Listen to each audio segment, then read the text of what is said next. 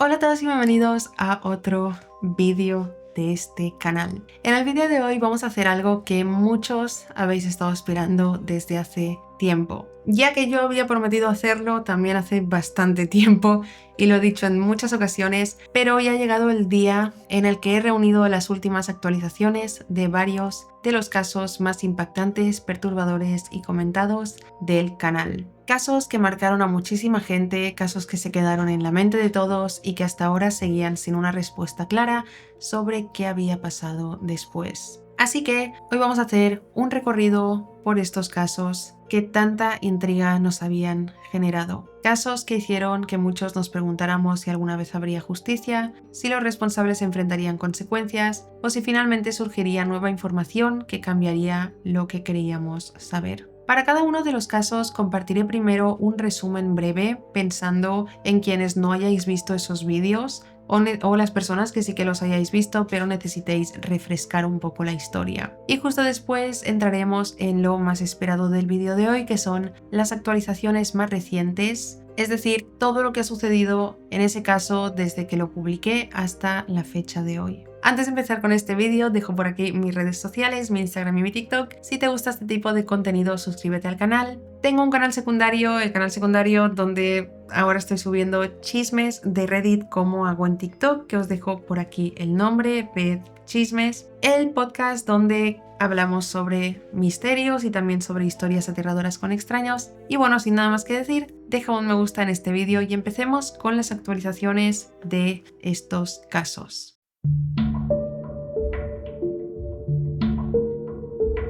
Vamos a empezar hoy con el caso de 8 Passengers. Este caso trata sobre la familia Franke, la creadora del canal de YouTube 8 Passengers, Ruby Franke. Para quienes no conozcan este caso, para quienes no lo conocieron en su momento, se trataba de una familia mormona estadounidense donde los padres, Ruby Franke y Kevin Franke, eran los principales dueños y protagonistas del canal de YouTube, donde se grababan no solo ellos, sino también el día a día de sus 6 hijos, Shari, Chad, Abby, Julie, Russell y Eve. El canal se abrió alrededor de 2015 y con el tiempo se volvió un canal muy popular, llegando a tener cerca de 2,3 millones de suscriptores, gracias a los blogs diarios y vídeos virales sobre la vida familiar. Pero a pesar de su éxito, desde el principio el contenido que subían generaba debates entre las personas que lo veían, ya que no solo mostraban momentos divertidos familiares, sino que los padres, Ruby y Kevin, también publicaban detalles muy íntimos y vergonzosos de sus hijos. Pero la mayor preocupación surgía por la forma en que decidieron criarlos, y es que Ruby y Kevin seguían la ideología de la consecuencia natural, que en pocas palabras significa que si los niños no cumplían con sus expectativas,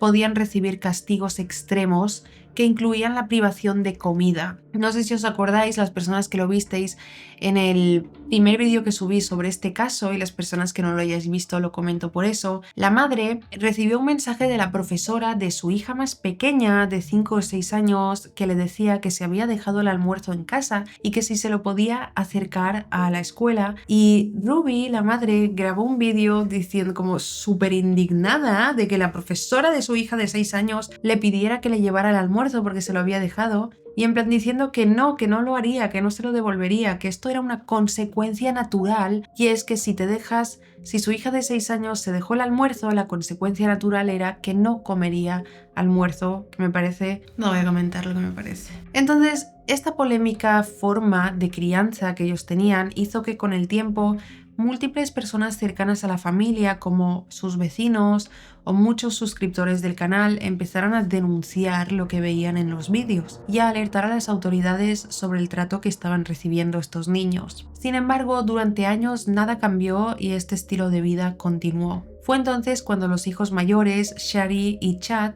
se independizaron, y poco después, en 2022, Ruby y Kevin se separaron por diferencias irreconciliables, dejando a Kevin fuera de la casa familiar. A partir de ese momento, Ruby quedó sola a cargo de los más pequeños, manteniendo su cuestionable método de crianza, pero la situación se convirtió en algo mucho más grave cuando conoció a Jody Hildebrandt, una consejera de salud mental y life coach que había fundado Connections Classroom, un programa enfocado en salud mental, relaciones y supuesta superación de adicciones. Ambas, Ruby y Jodie, se volvieron inseparables y formaron una alianza profesional. Ruby empezó a trabajar como entrenadora en Connections, participando en podcasts, talleres y contenido online para entrenar a padres. Mientras, Jodie se presentaba como la experta que guiaba a todos hacia una vida más honesta y responsable. Para ellas, el contenido que publicaban era educativo, emocional y espiritual, pero la realidad era que su visión del mundo era extremadamente rígida. Enseñaban a sus seguidores que muchas personas vivían en un estado de distorsión, es decir, alejados de la verdad,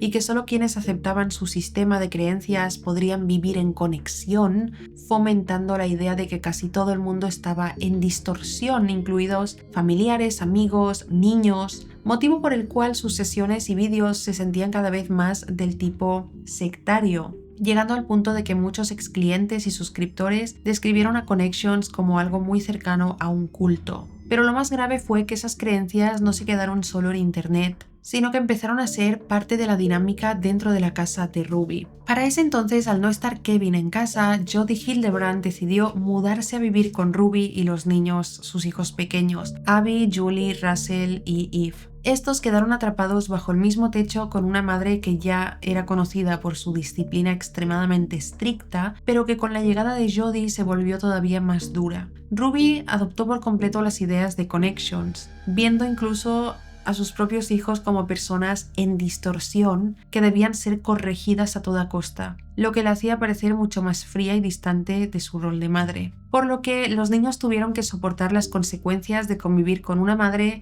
absorbida por estas nuevas creencias y una coach que reforzaba constantemente que ellos eran el problema. Poco a poco los castigos fueron escalando. Ya no se trataba solo de privarlos de comida, sino también de negarles su educación, encerrarlos en habitaciones, obligarlos a dormir en el exterior y someterlos a humillaciones y castigos físicos que con el tiempo se convirtieron en auténticas torturas. Según los documentos judiciales, los dos más pequeños, Russell y Eve, llegaron incluso a estar gravemente desnutridos, con heridas abiertas, vendajes caseros y señales de haber sido atados con cuerdas y cinta adhesiva. Por suerte, todo cambió el 30 de agosto de 2023, cuando Russell, el hijo menor, que entonces tenía 12 años, consiguió escapar por una ventana de la casa de Jodie Hildebrand y corrió hasta la casa de unos vecinos en Evans y les contó lo que estaba viviendo él y lo que habían sufrido también sus hermanas, que aún estaban en la casa. Bueno, él estaba con Eve,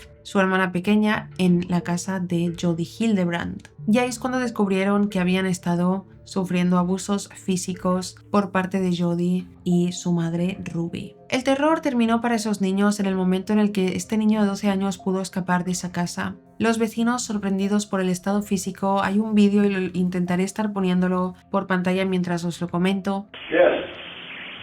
Hi, I was just wondering if you could do 2 favors.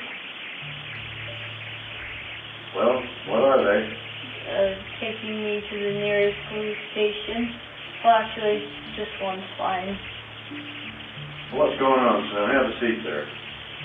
It's personal business. Have a seat. What's your name? I just had a 12-year-old boy show up here at my front door asking for help. And he says he just came from a neighbor's house. He's emaciated. He's got tape around his legs. He's hungry and he's thirsty. Need someone immediately. But he has duct tape around Big his ankle. injuries. There's sores around them. Yeah, there's sores around him. I think there's a good chance he's been... He also has and he has it around his wrist ankle. as well. I mean, his wrist as well. Okay, this boy has been... Needs immediate attention. Oh, he was such a good kid. This kid is obviously been... I think he's been... so he escaped. We need the police here now. They're on their way.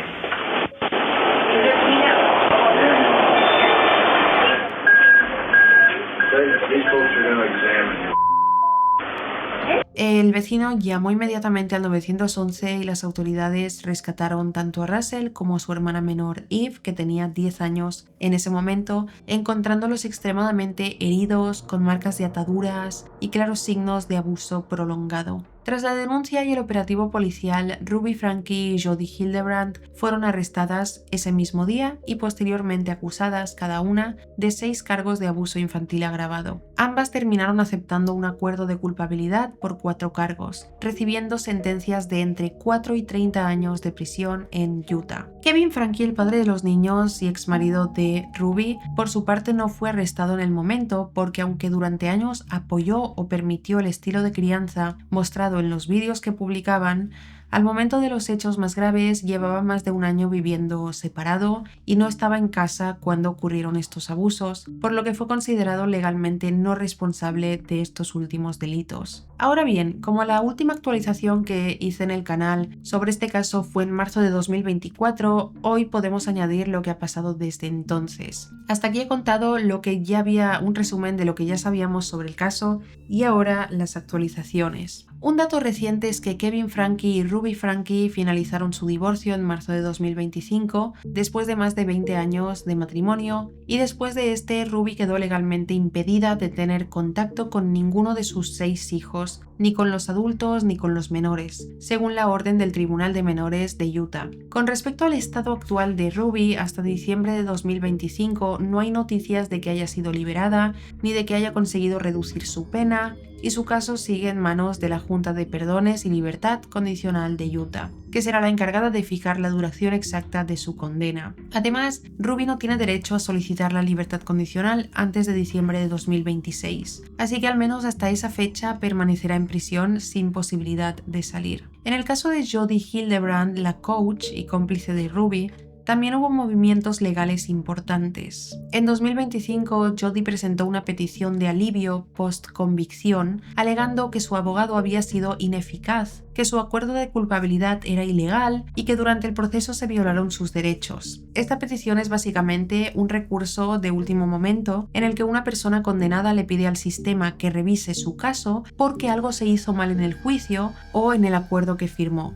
Jodi, con esta táctica, buscaba que se redujera su tiempo en prisión, sin embargo hasta la fecha no hay indicios de que haya tenido éxito con esto y su condena sigue vigente y su primera audiencia de libertad condicional también está prevista para 2026. Por parte de Kevin Franke, el padre y exmarido de Ruby, su vida también cambió completamente. O sea, imaginar, ellos eran una familia que tenían un montón de público en YouTube, eran personas muy famosas en YouTube, ganaban cantidades enormes de dinero y de repente su vida se vino abajo y se fueron los padres a prisión y salió a la luz que todo era una mentira también, porque los blogs familiares no era todo una mentira, porque Ruby realmente no ocultaba su manera de disciplinar a sus hijos, que era una manera de disciplinarlos muy cuestionable, pero literalmente después de que fueran arrestadas, la vida de toda esta familia cambió por completo. En cuanto a la vivienda familiar que tenían durante el matrimonio, Kevin se quedó con ella y todos los demás activos financieros de Ruby pasaron a su nombre, excepto unos $85,000 que ella ya había retirado antes de separarse de él. Además, en octubre de 2025, Kevin anunció públicamente que estaba nuevamente comprometido con una mujer llamada Becca Bevan, a quien describe como maravillosa y asombrosa, y que planean una boda sencilla en familia en Springville, Utah,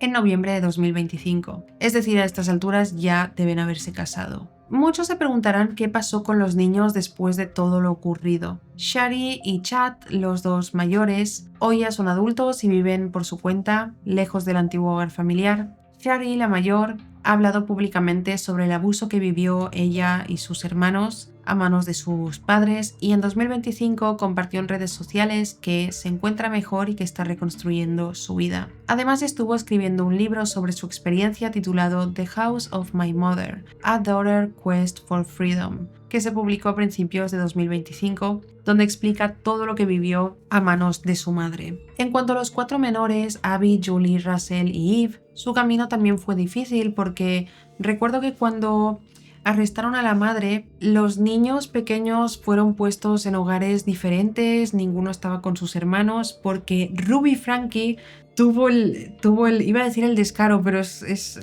quedarse muy corto. Ruby Franke dijo que su hijo Russell abusaba de las niñas, un niño pequeño, y por ello lo pusieron completamente solo en una casa de acogida. Tras el arresto de Ruby en agosto de 2023, los niños quedaron bajo la custodia del sistema de servicios sociales de Utah mientras se resolvía su situación. Después, con el divorcio de marzo de 2025, el Tribunal de Menores de Utah otorgó a Kevin Franke la custodia legal y física de estos 4 hijos, por lo que hasta diciembre de 2025 se entiende que los niños están viviendo junto a su padre. Otras consecuencias que dejó este caso, no lejos de la parte familiar, fue que también produjo cambios a nivel legal en Utah, ya que a raíz del escándalo el gobernador del estado firmó una ley que obliga a los creadores de contenido que ganen más de $150,000 al año con vídeos en los que aparezcan sus hijos, destinen el 15% de esos ingresos a un fondo fiduciario al que los menores podrán acceder cuando cumplan 18 años. Además, se creó un mecanismo específico para que los propios menores puedan solicitar la eliminación de esos vídeos en los que aparecen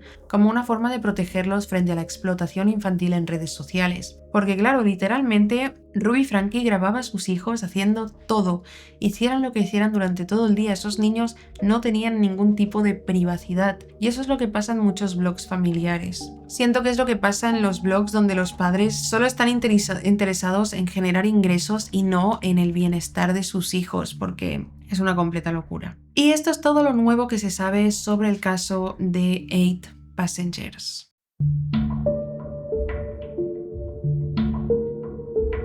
El siguiente caso en el que tenemos una importante actualización es el caso de la tienda de yogurt de Austin. Ha pasado muchísimo tiempo desde que hice este caso. Parece ayer, pero hace ya unos 3 años que subí este caso. Un caso que a mí me pareció muy impactante porque estaba sin resolver y los asesinatos fueron brutales. Además de que es un caso algo antiguo porque sucedió en el 91 y cuando hice este caso, al leer el guión y todo, yo estaba convencida de que no iba a resolverse, ya que habían pasado muchos años, pero sorprendentemente ha habido actualizaciones. Este caso ocurrió la noche del 6 de diciembre de 1991 en una pequeña tienda de yogurt en Austin, Texas, donde 4 chicas muy jóvenes pasaban las últimas horas del día. 2 de ellas, Elisa Thomas y Jennifer Harbison, trabajaban allí y estaban cumpliendo su turno como de costumbre, encargándose de atender a los clientes y de cerrar el local al final de la noche. Las otras 2 chicas, Sarah Harbison y Amy Ayers, estaban simplemente pasando el rato. Eran amigas y en el caso de Sarah además era la hermana menor de Jennifer, así que el plan era sencillo. Después de terminar el turno de trabajo,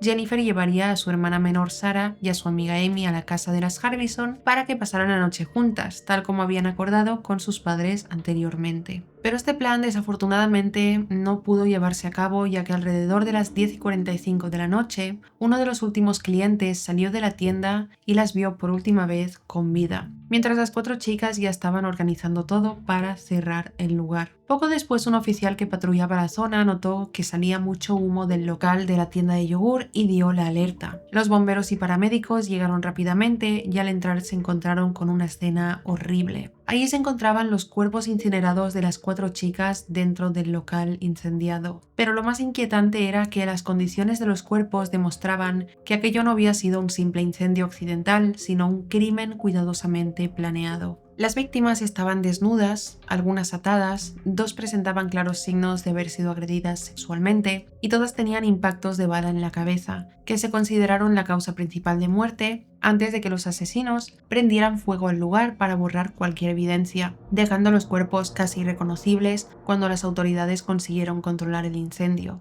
A partir de ese momento el caso se volvió tan confuso como aterrador y aunque desde el inicio los investigadores sospechaban que más de una persona debía estar involucrada en un crimen tan brutal, la realidad era que no tenían ninguna prueba de lo que había pasado esa noche. El incendio había destruido buena parte de la evidencia física y los testimonios de los pocos testigos que habían visto a las chicas o a posibles sospechosos no eran suficientes como para reconstruir la secuencia exacta de los hechos. Aún así, con el tiempo comenzaron a aparecer posibles culpables y las miradas se centraron en 4 chicos jóvenes, llamados Maurice Pierce, Michael Scott, Robert Springsteen y Forrest Wellborn. todos adolescentes en el momento de este crimen. Estos chicos, que en aquella época eran menores de 20 años, terminaron señalándose unos a otros durante los interrogatorios. Bajo una enorme presión policial, algunos de ellos se declararon culpables en diferentes momentos, cambiando versiones y acusándose mutuamente de haber participado en el crimen. Sus confesiones estaban llenas de contradicciones, pero muy impactantes para la opinión pública. Estas bastaron para que en ese entonces fueran arrestados y se preparara todo para llevarlos ante un jurado, por lo cual durante un tiempo se tuvo la impresión de que este caso estaba resuelto y que las familias de las víctimas tendrían justicia. Sin embargo, con los años todo empezó a desmoronarse. Poco a poco se hizo evidente que no había pruebas físicas sólidas que vincularan directamente a estos 4 jóvenes con la escena del crimen, y la defensa de cada uno argumentaron que sus confesiones habían sido obtenidas bajo una presión extrema, con largas horas de interrogatorios y sin la presencia adecuada de abogados, lo que los llevó a decir cosas que no eran verdad. La situación terminó de cambiar cuando años después de los asesinatos, los avances tecnológicos de ADN permitieron analizar mejor las evidencias rescatadas del lugar y se confirmó que no había rastro genético de estos chicos en los cuerpos de las chicas ni en la escena. Así que tras pasar años bajo sospecha y con algunos de ellos ya condenados, las sentencias fueron anuladas y finalmente todos quedaron absueltos del crimen, dejando en el aire una pregunta muy inquietante, y es que si no habían sido ellos, ¿quién o quiénes eran realmente los responsables de la masacre de la tienda de yogur de Austin? En el último vídeo que publiqué en este canal, fue en septiembre de 2022, quedaron muchas preguntas sin respuesta y surgieron diversas teorías que intentaban explicar lo que pudo haber sucedido esa noche. Entre ellas mencioné la posible participación de asesinos seriales que en ese momento parecían estar vinculados por perfiles similares a los de los sospechosos, pero después estas hipótesis fueron descartadas gracias a pruebas de ADN. Algo más que mencioné era que varios testigos habían declarado haber visto a hombres sospechosos dentro o cerca de la tienda de yogurt mientras las chicas preparaban todo para cerrar, pero nunca se llevó a cabo una investigación profunda ni se realizaron retratos robots o intentos serios para identificar a estos individuos, por lo que en ese momento la información disponible era escasa y todo se sostenía en teorías sin confirmación. Pero ya han pasado 3 años desde ese vídeo y 34 años desde aquel crimen. Y finalmente en 2025, este año, la policía de Austin anunció un avance histórico, y es que se reveló que mediante técnicas avanzadas de ADN, familiar y forense se pudo identificar a Robert Eugene Brushers como el principal responsable de los asesinatos. Robert era un hombre nacido en Tennessee y residente en Texas en 1991. Era un violador en serie y asesino convicto que se quitó la vida en 1999 tras un enfrentamiento con la policía. Su ADN coincidió con el semen y otros fluidos encontrados en la escena del crimen, lo que estableció por primera vez una conexión definitiva con estos crímenes. Fue condenado por violaciones cometidas en el 99 y era sospechoso de múltiples asesinatos no resueltos en todo Estados Unidos, incluyendo otros crímenes violentos. Desafortunadamente murió antes de que pudiera ser interrogado sobre estos asesinatos, incluyendo el de la tienda de yogur. Y a pesar de haber identificado a Robert como el autor principal, la investigación sigue abierta. No se descartan cómplices, ya que varios testigos reportaron la presencia de 2 hombres sospechosos aquella noche, y las autoridades continúan buscando el segundo involucrado y los motivos concretos detrás de lo sucedido, si tal vez todo fue a causa de un robo frustrado, agresión sexual u otra razón. Pero, al no quedar culpables vivos para juzgar, las autoridades mantienen activa la búsqueda de justicia y la esperanza de cerrar completamente este caso. Para las familias, saber quién fue el responsable principal ha traído consuelo, pero también dolor, ya que Robert nunca pudo enfrentar la justicia debido a quitarse la vida, y lo que realmente sucedió en aquella fatídica noche sigue en parte siendo desconocido.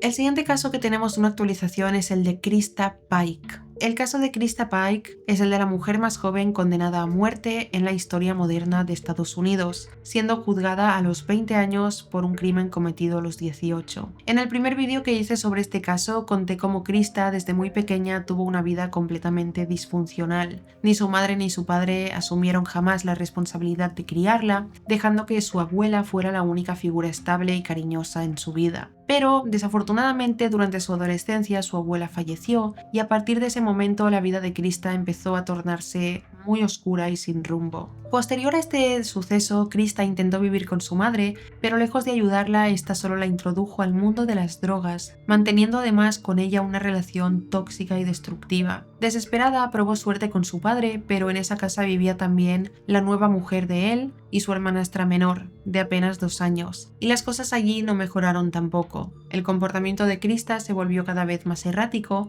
provocando que al poco tiempo su padre la echara de casa, acusándola de ser manipuladora, violenta y hasta de haber intentado abusar sexualmente de su hermana pequeña. Y es que el carácter de Krista era impredecible y hasta peligroso, pero sus actos no alcanzarían proporciones tan graves hasta que salió de la casa de su padre. Abandonó la escuela secundaria y empezó a cometer pequeños delitos para sobrevivir. A pesar de sus decisiones, hubo un tiempo en el que Krista intentó enderezar su vida, por lo que se inscribió en el Job Corps de Knoxville, Tennessee, que es un programa federal diseñado para orientar a jóvenes sin recursos económicos y ayudarlos a centrarse en estudios o en trabajo. Pero sorprendentemente lo que encontró allí no fue estabilidad, sino personas que alimentaron aún más su lado agresivo y destructivo. Entre estas nuevas personas que conoció estaban Tadaril Sheep, un chico con quien inició una relación intensa y turbulenta, y alguien que además la introdujo al mundo del ocultismo, donde rápidamente ambos adoptaron creencias satánicas que justificaban la violencia como algo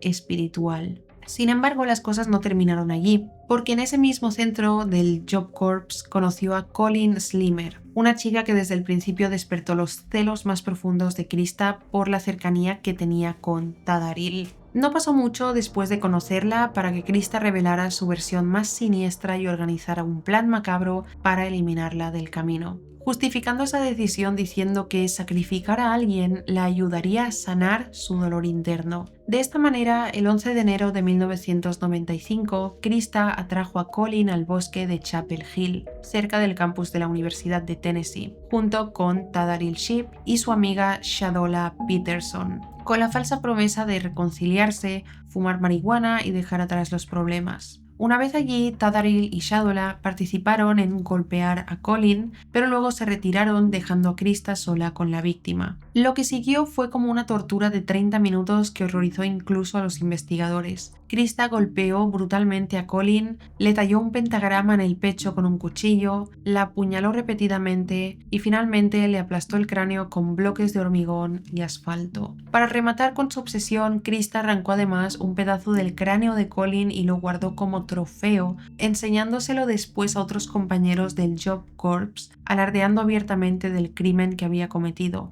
Colleen murió desangrada en el bosque, y aunque Tadaril y Shadola también fueron arrestadas, Krista Pike quedó como la mente maestra indiscutible y autora principal de este homicidio tan salvaje. Al momento de su captura, Krista Pike tenía apenas 18 años y fue sentenciada a muerte por homicidio en primer grado agravado, además de cadena perpetua por conspiración para cometer asesinato. Pero aún en prisión, durante los siguientes años, su comportamiento violento no se detuvo. Krista protagonizó graves altercados que incluyeron un intento de homicidio contra otra reclusa y un plan de fuga junto a varias compañeras de celda, demostrando que su agresividad seguía siendo un peligro constante incluso tras las rejas. Esas fueron las últimas noticias que se conocían hasta octubre de 2022, cuando publiqué el vídeo sobre este caso. Y en ese momento todo el mundo esperaba ansiosamente qué decisión se tomaría sobre Krista. Su condena a muerte seguía vigente, pero aún no se había definido la fecha, el método ni el lugar exacto de la ejecución, dejando el caso en un limbo judicial que generaba más preguntas que respuestas. Pero las actualizaciones han llegado entre 2023 y 2024, ya que la defensa de Krista presentó múltiples apelaciones alegando problemas de salud mental, abuso infantil en su infancia y su juventud al momento del crimen, argumentando que hoy en día probablemente recibiría cadena perpetua en lugar de estar sentenciada a muerte. No obstante, todas estas apelaciones fueron rechazadas por los tribunales, aunque en 2024 logró una victoria parcial al ganar una demanda por el aislamiento solitario al que había estado sometida durante más de 10 años, consiguiendo que después de todos esos años en prisión aislada, Krista tuviera por fin de nuevo contacto con otras reclusas, algo que para ella y su defensa era muy importante porque, según argumentaban, el aislamiento total era un trato que violaba sus derechos básicos siendo este un trato completamente cruel e inhumano. Y finalmente, otra noticia muy importante fue que el 30 de septiembre de 2025 llegó el anuncio que muchos esperaban. La Corte Suprema de Tennessee emitió una orden de ejecución para Krista Pike, fijada para el 30 de septiembre de 2026 en la Riverbend Maximum Security Institution de Nashville. El método todavía se decidirá entre inyección letal o electrocutación, según la ley para condenas previas a 1999. Y si se lleva a cabo, Krista sería la primera mujer ejecutada en Tennessee en casi 200 años, desde 1838, y la única por un crimen cometido a los 18 años o más en la era moderna de la pena de muerte desde 1976.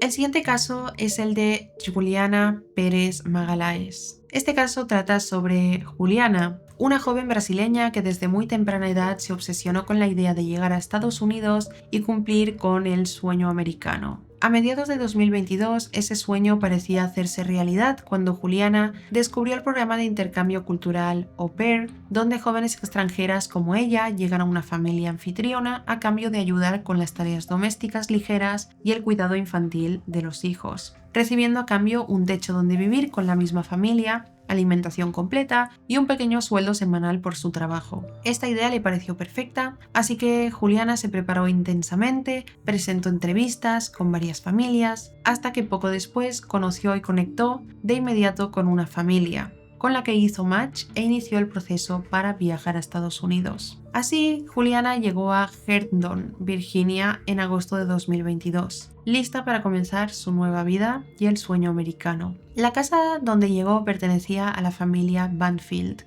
la cual estaba integrada por Christine, la madre, Brendan, el padre, y su pequeña hija Sofía, que en ese momento tenía 4 años, de quien Juliana ahora se encargaría durante los próximos 2 años. Al principio la relación con la familia fluyó de maravilla y tanto Christine como Brendan veían en Juliana la ayuda perfecta que tanto habían necesitado para las tareas diarias del hogar y el cuidado de su hija Sofía, permitiéndoles respirar un poco en su ajetreada vida. Sin embargo, poco después del primer año, algo empezó a cambiar entre Brendan y Juliana. Ambos dejaron de mirarse como empleador y empleada y comenzaron a tener una conexión mucho más íntima que con los meses se transformó en un romance secreto a espaldas de Christine, la dueña de la casa, donde todo esto se desarrollaba. De esta manera, Juliana se convirtió oficialmente en la amante de Brendan y juntos disfrutaban de encuentros y escapadas románticas sin ser descubiertos por Christine, planeando cada detalle para mantener su secreto intacto.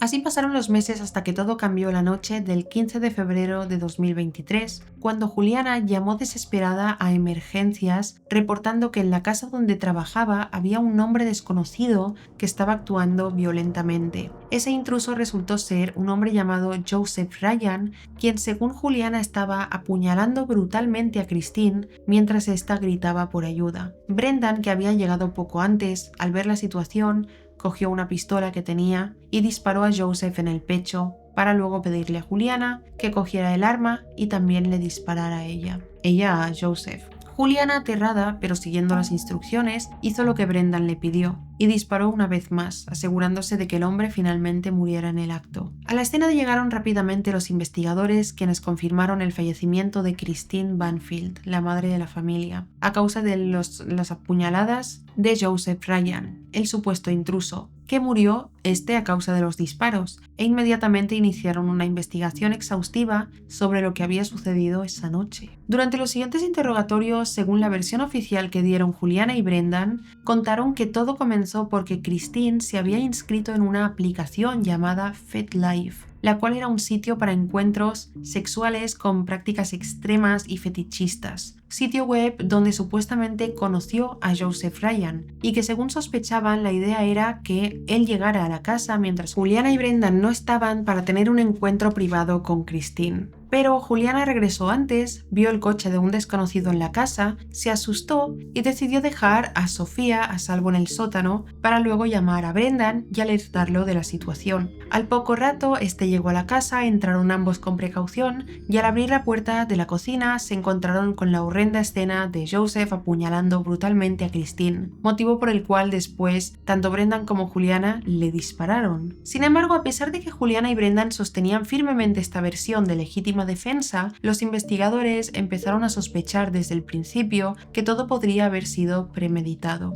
Pues había demasiadas inconsistencias y preguntas como ¿realmente Christine había creado ella misma ese perfil en FetLife si se había registrado apenas unos días antes del crimen? ¿O por qué Juliana disparó una segunda vez si Brendan ya lo había hecho? Y lo más importante que descubrieron los investigadores poco después fue la relación secreta que tenían Juliana y Brendan, y que llevaban meses desarrollándola a espaldas de Christine. Todos estos detalles encendieron todas las alarmas, lo que llevó al arresto de Juliana en octubre de 2023 por asesinato en segundo grado y uso de arma de fuego en la muerte de Joseph Ryan. Mientras tanto, Brendan continuó con su vida aparentemente normal durante más de un año, hasta que en septiembre de 2024 también fue arrestado por sospecha de asesinato en primer grado y conspiración en las muertes de su mujer y de Joseph, quedando así ambos en prisión preventiva, esperando los juicios que determinarían su destino. Esta era la información disponible hasta septiembre de 2024 cuando publiqué el último vídeo sobre este caso, pero desde entonces han surgido noticias cruciales sobre los responsables. En cuanto a Juliana, la au pair, el 24 de octubre de 2024 se declaró culpable de homicidio involuntario por la muerte de Joseph Ryan, lo que redujo los cargos originales de asesinato en segundo grado más uso de arma de fuego.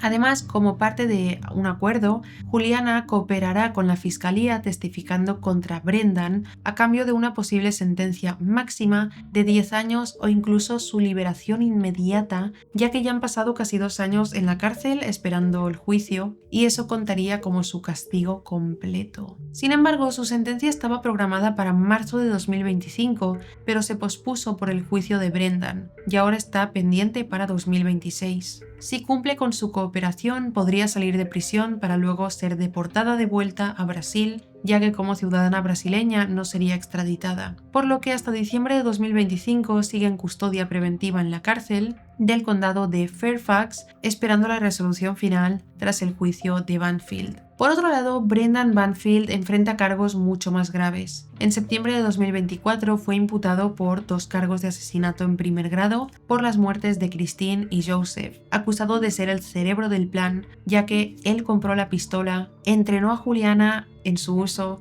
y organizó todo el juego fetichista para eliminar a su mujer y usar a Joseph como intruso. Su juicio inicialmente también estaba previsto para febrero de 2025, pero este se pospuso para octubre y luego para 2026, debido a mociones de la defensa sobre reasignación policial y exclusión de pruebas que no han sido tenidas en cuenta. Mientras tanto, aún está a la espera, pero si es declarado culpable, enfrenta la posibilidad de ser condenado a cadena perpetua, aunque por el momento permanece en custodia preventiva, negando cualquier responsabilidad y alegando su inocencia. Finalmente, respecto a la pequeña Sofía, quien tenía alrededor de 4 años cuando ocurrió todo esto, después de todo lo ocurrido y del arresto de su padre, quedó bajo la protección del sistema estatal de servicios sociales de Virginia. Posterior a esto, Brendan perdió provisionalmente sus derechos parentales y la niña vive ahora con otros familiares. No hay más detalles públicos sobre Sofía debido a la privacidad infantil que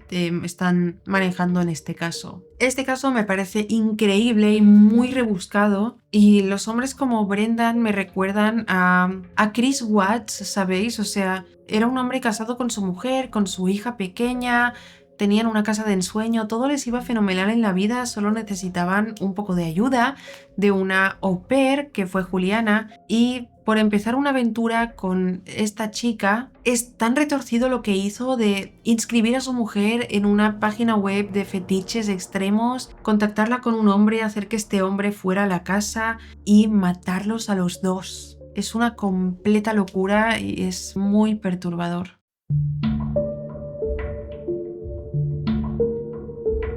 El El siguiente caso a actualizar es el de los hermanos Menéndez. Este caso probablemente no necesita presentación porque es uno de los más famosos de la historia criminal y ha sido reportado en series de Netflix, documentales, películas, por lo que seguramente todos ya hemos oído hablar de los hermanos Menéndez. Sin embargo, para quienes no lo conozcan, este fue un caso que ocurrió la noche del 20 de agosto de 1989 en su lujosa mansión de Beverly Hills, California. Lyle Menéndez, de 21 años, y su hermano Eric, de 18, entraron supuestamente armados con escopetas calibre 12 y asesinaron a balazos a sus padres mientras estos veían la televisión. Primero dispararon a su padre José, el cual era un poderoso ejecutivo, disparándole 6 veces, y luego siguieron con su madre Kitty con 10 tiros más, convirtiéndose en un crimen brutal que conmocionó al mundo entero. Posterior a esto, los hermanos llamaron inmediatamente al 911 fingiendo pánico absoluto, asegurando que unos mafiosos habían entrado a la casa por deudas de juego de su padre.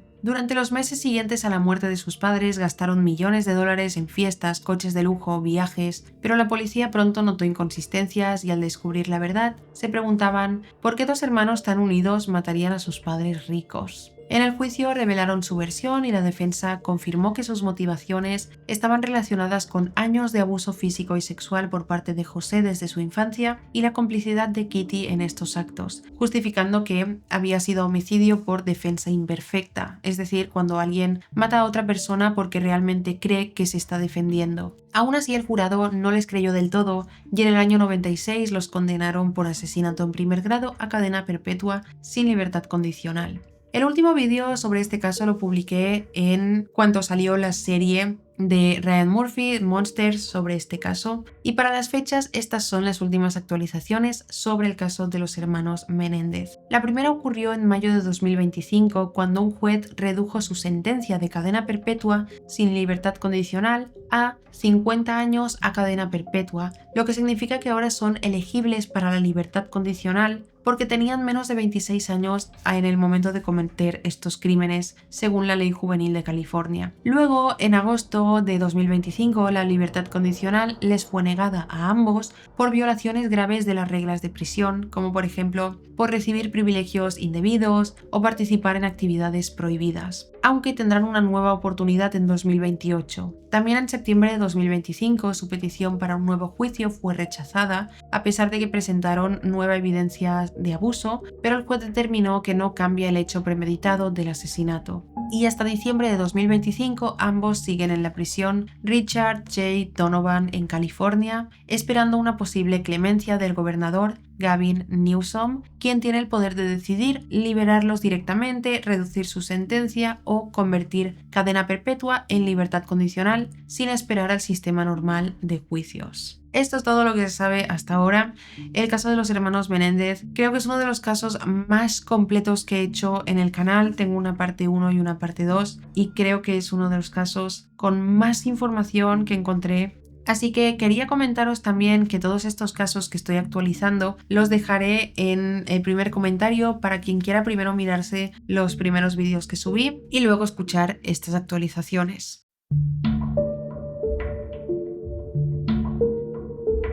El siguiente es el caso de Sarah Grace Patrick, que realmente sobre este caso hablé hace muy poco, justo cuando sucedió. Yo hice el vídeo y era muy consciente de que la información no era completa porque no había salido, porque no se sabía prácticamente nada, porque el caso acababa de suceder, pero este caso se volvió viral este año debido a un vídeo que mostraba a una joven llamada Sarah Grace Patrick durante el funeral de su madre y su padrastro. En este emotivo vídeo, en el que ella daba un discurso, expresaba una profunda tristeza, pero también mostraba como una culpa implícita que hizo que muchas personas comenzaran a sospechar de ella sobre lo que realmente ocurrió la noche de la muerte de sus padres. Y es que la familia Brock, la cual estaba compuesta por Kristen Brock, la madre, James o Jamie Brock, el padrastro, su hija pequeña de aproximadamente 5 años y Sarah, de 16 años, fueron atacados la noche del 20 de febrero de 2025. Mientras todos dormían, alguien entró en la casa, se dirigió directamente a la habitación de los padres y disparó en repetidas ocasiones, acabando con la vida de ambos. Milagrosamente, las niñas salieron ilesas de esta tragedia, pero desde el inicio de la investigación,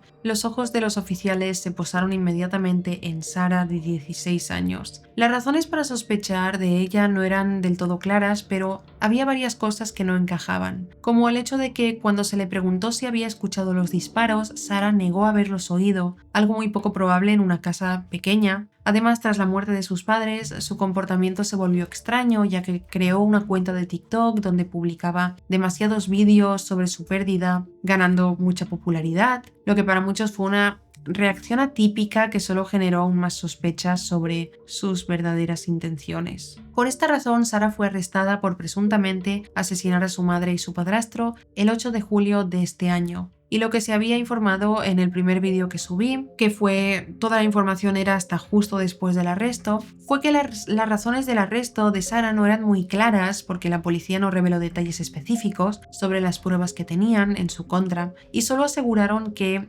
contaban con numerosas evidencias que señalaban a Sarah como responsable, pero sin decir cuáles. Desde entonces, ella ha permanecido arrestada esperando un juicio que ha generado mucha expectación pública, pero pocas novedades concretas. Algunos meses ya han pasado y hasta la fecha las actualizaciones más importantes han sido mínimas. Pero algunas noticias relevantes son que, por ejemplo, el 4 de noviembre de 2025, el abogado de Sarah intentó sin éxito cambiar el lugar del juicio y posponerlo. Además, ante lo sucedido, Sarah sigue sin hacer declaraciones públicas y lo único que ha pasado en sus audiencias es que solo se la ha visto llorar y mostrar emociones profundas ante lo ocurrido. Por otra parte, la familia Brock está dividida. Los hermanos de James, el padrastro, tachan a Sarah de monstruo, mientras que el abuelo de ella, Nolan Patrick, la defiende y sostiene que Sarah es inocente y que hay corrupción detrás de este caso. Pero aún así la policía insiste en que tienen montañas de pruebas digitales que la condenan, aunque dicha evidencia sigue siendo confidencial y no se ha compartido públicamente. Finalmente, el juicio de este caso está programado para comenzar el 5 de enero de 2026 en la Corte Superior del Condado de Carroll en Carrollton, Georgia. En esa fecha empezará a revelarse toda esta información oculta hasta ahora, incluyendo la evidencia digital que dice tener la policía, donde se sospecha que hay vídeos de TikTok, mensajes privados, búsquedas en internet y testimonios de familiares y de la hermana menor que descubrió los cuerpos, porque la niña pequeña es la que descubrió los cuerpos, la niña de 5 años. Que todo esto será clave para demostrar por qué las autoridades están seguras de que Sarah es la responsable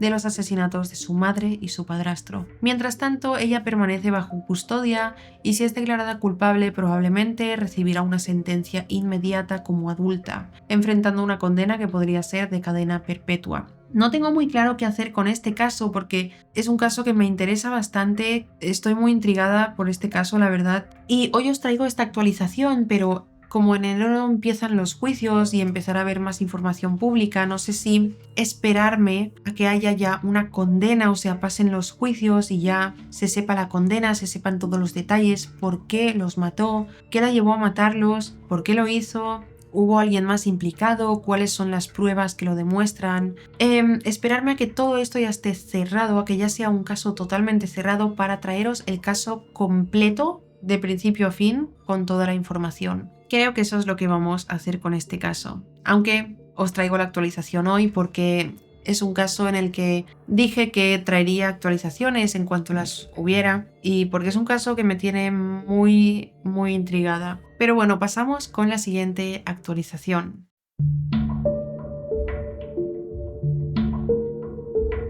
El siguiente caso del que tenemos actualizaciones es el caso del asesino serial de Long Island. El vídeo que publiqué sobre este caso se centró en la desaparición de Shannan Gilbert, una trabajadora sexual que desapareció el 1 de mayo de 2010 en el área de Long Island, Nueva York, después de visitar la casa de un cliente. En un estado de paranoia extrema, Shannan llamó al 911 gritando que alguien la perseguía y quería matarla, pero en las siguientes horas desapareció por completo. Cuando las autoridades llegaron, no encontraron ninguna pista y atribuyeron todo a un episodio de psicosis relacionado con su consumo de drogas, cerrando el caso inicialmente. Sin embargo, semanas después, y gracias a la insistencia constante de la familia, en especial de su madre, Mary Gilbert, la investigación se reabrió de manera oficial, pero lo que encontraron después sorprendió a todo el mundo. Mientras buscaban a Shannan, los investigadores descubrieron 4 cadáveres más en las zonas aledañas de Gilgo Beach, cuerpos que después serían conocidos como las Gilgo Four. Estos cuerpos eran de Melissa Barthelemy, Megan Waterman, Amber Costello y Maureen Brainard Barnes, mujeres que habían desaparecido tiempo atrás antes de lo sucedido con Shannan. Al analizar estas víctimas, todo apuntaba a la misma mano asesina, ya que todas eran trabajadoras sexuales contratadas a través de Craigslist, una página donde se publicaban todo tipo de anuncios. Además de estar atadas con cinta adhesiva, estranguladas y envueltas en sacos de basura y dejadas en la misma zona desolada de Ocean Parkway. Con todos estos elementos en común, se abrió la puerta a la terrible posibilidad de que en Long Island hubiera un asesino serial en acción, y esa idea cobró aún más fuerza cuando la búsqueda continuó y poco después, el 13 de diciembre de 2011, se encontró también el cuerpo de Shannan Gilbert a unas millas de distancia de donde estaban los primeros cadáveres. Al igual que las demás, su cuerpo presentaba condiciones similares, lo que alimentó aún más las sospechas de que también había sido víctima del mismo asesino, aunque tiempo después la policía insistió en que su muerte fue accidental. En los meses siguientes aparecieron restos de otras 4 víctimas adicionales, todas con patrones idénticos, convirtiendo Gilgo Beach en el escenario de una de las peores series de asesinatos en la historia reciente de Estados Unidos. En el último vídeo que publiqué sobre este caso en febrero de 2024, mencioné al menos 4 sospechosos principales bajo investigación. Todos estos sospechosos eran hombres con historiales delictivos o conexiones con servicios sociales, como por ejemplo mencioné al Dr. Peter Hackett, al ex jefe de policía James Burke y otros locales que frecuentaban la zona. Pero para esa fecha la información todavía era confusa y no había certezas sobre quién era el asesino serial responsable de al menos 6 víctimas entre los años 2007 y 2010. Solo fue hasta entonces que el caso ha tomado un giro dramático hacia respuestas sobre lo que realmente sucedió. Todo comenzó en julio de 2023, cuando las autoridades arrestaron a Rex Heuermann, un hombre del que también se habló brevemente en el vídeo que publiqué sobre este caso. Este era un arquitecto de 61 años, padre de familia, que vivía en Massapequa Park, Long Island. Fue identificado como el asesino principal gracias a 3 pruebas clave, como un análisis de ADN familiar que coincidió con un pelo encontrado en las víctimas, teléfonos desechables que usaba para contactar a las chicas a través de Craigslist y búsquedas perturbadoras en su ordenador como ¿por qué la cinta adhesiva no pega bien? Y la noticia de este año es que para 2024 y hasta diciembre de 2025 ya enfrenta cargos por 10 asesinatos totales, incluyendo el de Jessica Taylor, Sandra Costilla, Valerie Mack y otras. Sin embargo, entre estas víctimas la policía no incluye a Shannan Gilbert y siguen manteniendo que su muerte fue accidental causada por una crisis de paranoia que la llevó a ahogarse en un pantano cercano. La familia Gilbert, por el contrario, está convencida de que también fue víctima de Rex y mantienen abierta la herida de su caso oficialmente cerrado como no asesinato. La última actualización sobre Rex llegó en septiembre de 2025, cuando un juez aprobó un juicio unificado para sus 7 casos principales, con la próxima corte programada para enero de 2026, donde finalmente se definirá su destino. Este caso me da mucha lástima por la familia de Shannan Gilbert, principalmente porque estoy convencida de que su muerte no fue por su estado de psicosis o paranoia, sino que fue una víctima más del asesino de Long Island, porque comparte completamente características con las demás víctimas y todo. Es decir, todas las víctimas habían sido contactadas por Craigslist, por el cliente que solicitaba sus servicios sexuales, y lo mismo sucedió con Shannan Gilbert. Y me da bastante lástima porque su madre, Mary Gilbert, presionó muchísimo a las autoridades para que investigaran el caso, y realmente por tanta presión que puso es cuando las autoridades comenzaron a encontrar los demás cuerpos, así que es una mujer que se movió muchísimo para que todo esto se resolviera y encontraran a su hija. Sin embargo, lo que digo que me da lástima de este caso es que la madre es como que no podrá cerrar este caso porque fue asesinada por la hermana de Shannan y su propia hija, Sarah, quien tiene una enfermedad mental. Todo esto lo cuento también en el primer vídeo que subí sobre este caso, que como digo, los dejaré todos en el primer comentario de este vídeo porque os he hecho un breve resumen, pero algunas personas que os interese saber más sobre este caso, que sepáis que los tengo uno por uno súper detallados en el canal. Por eso he hecho estas actualizaciones, porque son casos que ya hice. Y hasta aquí las actualizaciones de hoy. Me ha gustado mucho hacer este vídeo, la verdad me ha gustado bastante saber qué ha pasado con todos estos casos, porque muchas veces subo vídeos al canal sobre casos que no están resueltos o que acaban de ser los arrestos o todavía no se sabe muy bien qué ha pasado, y me gusta también mucho a mí saber qué ha pasado desde entonces, y supongo que a la gente también, cuando veis un caso os interesáis y no está cerrado, os interesáis por saber qué más ha ocurrido, qué más va a ocurrir. Así que por ahora no tengo más casos a actualizar, pero cuando haya más casos para actualizar haré una actualización, porque creo que este tipo de vídeos están muy bien por esto mismo, por lo que acabo de explicar, para saber qué ha pasado con estos casos que nos han provocado tanta intriga. Así que bueno, si os ha gustado este vídeo no olvidéis dejar un me gusta, dejar en comentarios qué opináis sobre cada actualización, suscríbete a este canal si no lo estás y te gusta este tipo de contenido. Gracias por ver mi vídeo y nos vemos en el próximo. ¡Chao!